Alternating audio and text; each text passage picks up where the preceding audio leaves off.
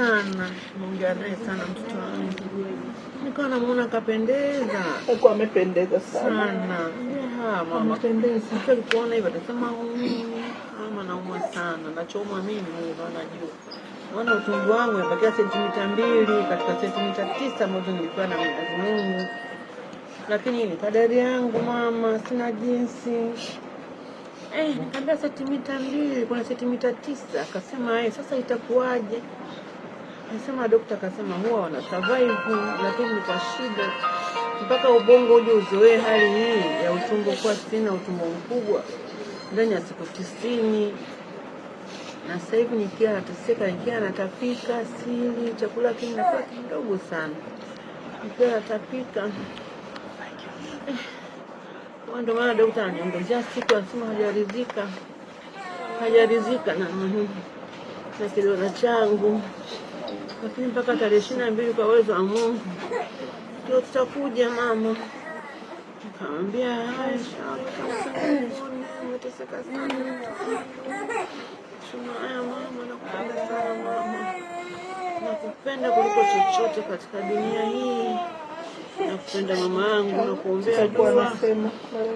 Naomba Mungu mimi mama asinichukue nikujengee, hata ukifa maiti yako utoe kwa nyumba yako mama. Nakupenda mama yangu, na nitazidi kukupenda. Asante mwanangu, Mungu atakulipa. Basi nachomwombea mwanangu, Mungu ampe kauli thabiti, msamehe madhambi yake. Na mimi mwanangu naamini kwamba hajanikosea katika uhai wake, si hamna ichosha nikosea. Basi pole sana mama. Na wakati jana unazungumza naye kwa mara ya mwisho, ulikuwa unamuona yuko kwenye hali gani? Kwa sababu ulikuwa ukimsikia kwa sauti mtoto wako huyu alikuwa tu vizuri, sema tu alikara anifanya hivi, shika tumbo hivi, lakini alikuwa vizuri. Mwanangu umependeza, akacheka tu pembeni. Basi mwana yuko sawa tu, na kwa sababu ni hali ya maisha kana muda mrefu tulishazoea. Lakini wakati anapata safari ya kwenda India kwa ajili ya kufanyia operation hii ambayo watu wengi waliamini kabisa akirudi atakuwa yuko strong kabisa, na kuzingatia amesafiri na mwanadada mtangazaji mahili Emily Mtema, anaendelea kumpa support ya hali na mali. Wewe kwa imani yako ilikuwaje kama mama?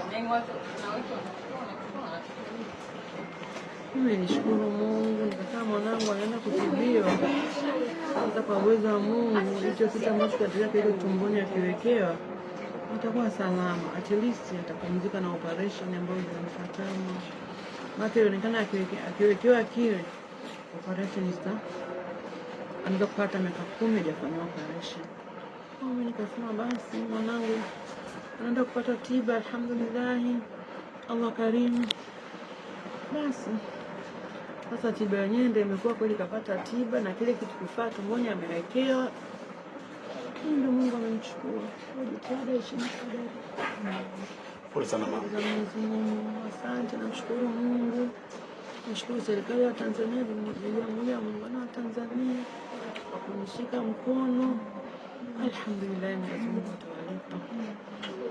Na labda taratibu za msiba, kama mmekaa kidogo na kuzungumza, msiba utakuwa hapa nyumbani au kuna mawazo mengine ambayo mmepanga kama familia? Mimi na mama yake mwenyewe mweka tumboni miezi 9, nikamlea. Lazima msiba kwa uwezo wa Allah afanyike hapa. Na kwa kaka yake ni gorofani, watu kupanda gorofa 4 itakuwa shida. Kwa hiyo tukaona bora tu msiba kwa uwezo wa Allah afanyike tu hapa. Pole sana mama, Mungu akutie nguvu. Asante, lakini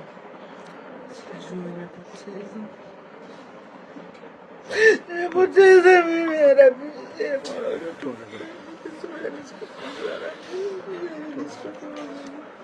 nimepoteza mtoto wangu, msiri wangu, rafiki yangu, msichana wangu mkubwa na wasichana wenye Mungu alinipa wawili, na ukaninyang'anya mmoja, akaniachia huyu mmoja. Dadi hata niseme niacheni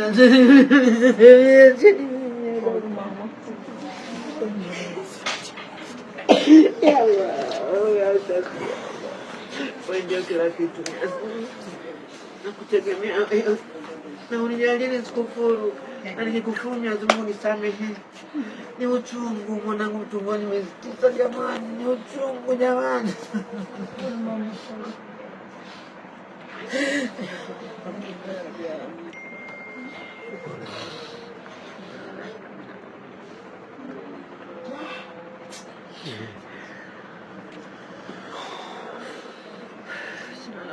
Gabi, labda kidogo na Imelda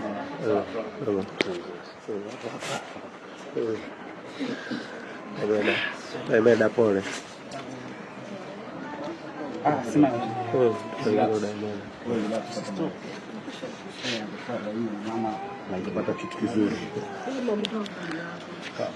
Samahani dada. Ni focus nimepata hapo.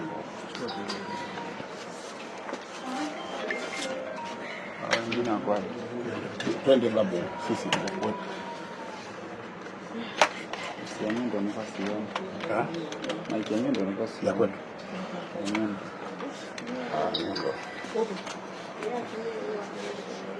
Mtazamaji wa Global TV, tayari tumefika hapa msibani. Ni huzuni ambao umetanda na dada Imelda, mtangazaji wa Global, ambaye alikuwa akipambana kwa hali na mali kadri Mungu alipokuwa akimwezesha kuweza kumpambania mwanadada Hawa. Kwa bahati mbaya Mwenyezi Mungu amemchukua. Daima pole sana kwa msiba huu mzito. Kwanza ningependa kufahamu jinsi ambavyo ulipata taarifa yenyewe ya rafiki yako, kipenzi chako, umekuwa ukimpambania ili aweze kusimama imara na akarudi kwenye afya yake. Ulipataje na ilikuwa? Kwanza mimi najua Hawa watakuwa narudi leo. Lakini juzi nilikuwa Bumbuli Tanga.